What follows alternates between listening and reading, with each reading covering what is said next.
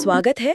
आज हम एक बहुत दिलचस्प गाइड पर बात करने वाले हैं। शीर्षक है 40 रुपए रोज से करोड़पति, रिटायरमेंट की कुंजी। सुनने में थोड़ा अविश्वसनीय लगता है ना?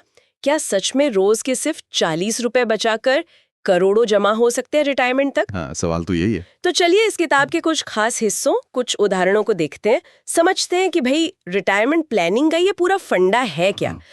तो पहली बड़ी बात जो किताब कहती है अध्याय 1 और 2 में, लोग कहाँ चूकते हैं। देखो, सबसे बड़ी चूक तो देरी है।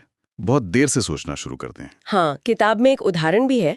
45 साल के राम है, वो 5,000 रुपए महीना बचा रहे हैं, और दूसरी तरफ 25 साल के श्याम सिर्फ 1,200 रुपए महीना।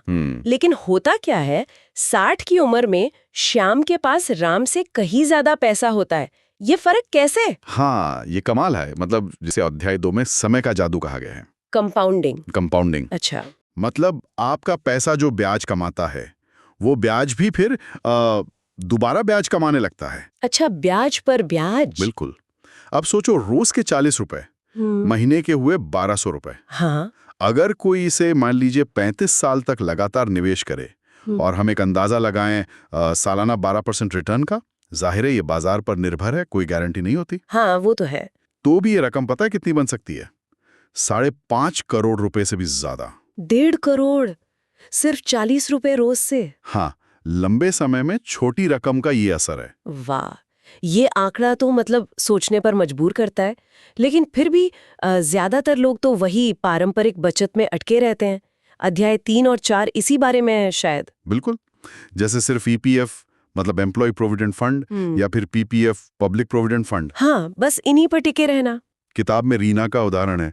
उन्होंने सिर्फ ईपीएफ, पीपीएफ पर ही भरोसा किया। नहीं। पर 60 की उम्र में क्या हुआ? महंगाई इतनी बढ़ गई कि उस पैसे से गुजारा करना मुश्किल हो गया। ओह, ये तो बड़ी आम कहानी लगती है। बिल्कुल। और यहीं पर देखो, अध्याय 4 एक बहुत जरूरी सवाल उठाता है। रिटायरमेंट के लिए असल में चाहिए कितना पैसा? हाँ, ये सबसे बड़ा सवाल है। आज मान लो किसी का महीने का खर्चा है 30,000 रुपए। ठीक है। और हम 6% की औसत सालाना महंगाई दर मान लें, जो कि काफी मुमकिन है। तो 30 साल बाद उसी लाइफस्टाइल के लिए पता है कितने पैसे चाहिए होंगे हर महीने? करीब 1.7 लाख रुपीस। 1,70,000 रुपए महीना। हाँ। और इस खर्च को संभालने के लिए रिटायरमेंट के समय आपके पास करीब 3 से 4 करोड़ का फंड होना चाहिए। 3 से 4 करोड़? बाप रे, ये सुनकर तो शायद कई लोग घबरा जाएं। हाँ, ये दिखाता है कि सिर्फ वो पारंपरिक बचत शायद काफी ना हो। तो फिर रास्ता क्या है, उपाय क्या है? अध्याय 5, 6 और 8 शायद इसी पर रोशनी डालते हैं। स्मार्ट निवेश। एग्जैक्टली।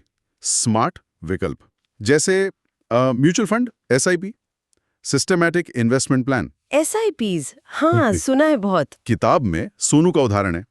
वही 40 रुपए रोज, यानी महीने के 1,200 रुपए की एसआईपी। अच्छा। उसने इक्विटी म्यूचुअल फंड में लगाए। मान लो उसे औसतन 12% रिटर्न मिला 30 साल तक।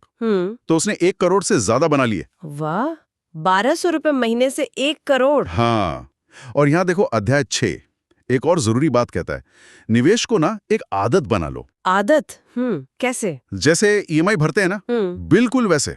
सैलरी आई, खर्चा करने से पहले ही निवेश का पैसा कट जाए। अच्छा, ऑटोमेट कर देना। हाँ, मोहन का उदाहरण है। सैलरी आते ही एसआईपी कट जाती थी, तो निवेश अपने आप होता रहा, नियमित। ये बढ़िया तरीका है। और फिर आता है अध्याय 8, अनुशासन। ये सबसे मुश्किल लगता है। हाँ, मुश्किल तो है, खासकर जब बाजार गिरता है। डर लगता है। बिल्कुल। सब लाल लाल दिखता है तो लगता है बस निकाल लो पैसा। सही कहा। लेकिन किताब कहती है, और उदाहरण भी है राहुल का, जिसने 2008 की बड़ी गिरावट में भी अपनी एसआईपी रोकी नहीं। अरे हाँ, 2008 वाला क्रैश। हाँ, वो टिका रहा और लंबे समय में उसे इसका बहुत फायदा हुआ। तो गिरते बाजार में घबराना नहीं, बने रहना है। यही अनुशासन है। कहना आसान है पर करना मुश्किल। पर लंबे समय का खेल है ये। बिल्कुल।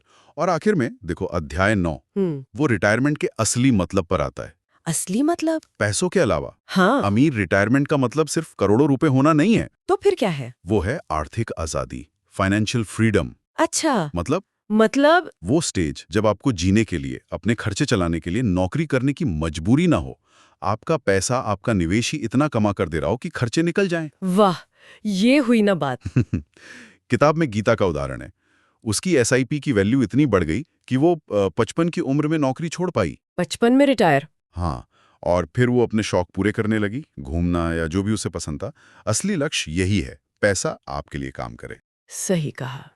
पैसा आपके लिए काम करे, न कि आप जिंदगी भर पैसे के लिए। तो इस पूरी बातचीत का निचोड़ क्या है? 40 रुपए। छोटी सी शुरुआत लगती है, लेकिन अगर इसे लंबे समय तक अनुशासन से, मतलब टिके रहकर करते रहें तो ये वाकई एक बहुत बड़ा फर्क ला सकती है। वो 1.5 करोड़ या 1 करोड़ वाले आंकड़े हमने देखे, हाँ। पर देखो ये सिर्फ नंबर गेम नहीं है। ये पैसों से ज्यादा एक सोच बदलने की बात है, आदतें डालने की बात है। सोच और आदतें। छोटी छोटी सही आदतें डालना और फिर उन पर टिके रहना, यही असल चीज है। बिल्कुल। तो सुनने वालों के लिए सोचने वाली बात यह है कि आज जो ये छोटा सा कदम लग रहा है, शायद 40 रुपए रोज बचाने का, ये भविष्य में आपकी आर्थिक आजादी का कितना बड़ा दरवाजा खोल सकता है ना? सही बात, सोचने वाली बात है ये।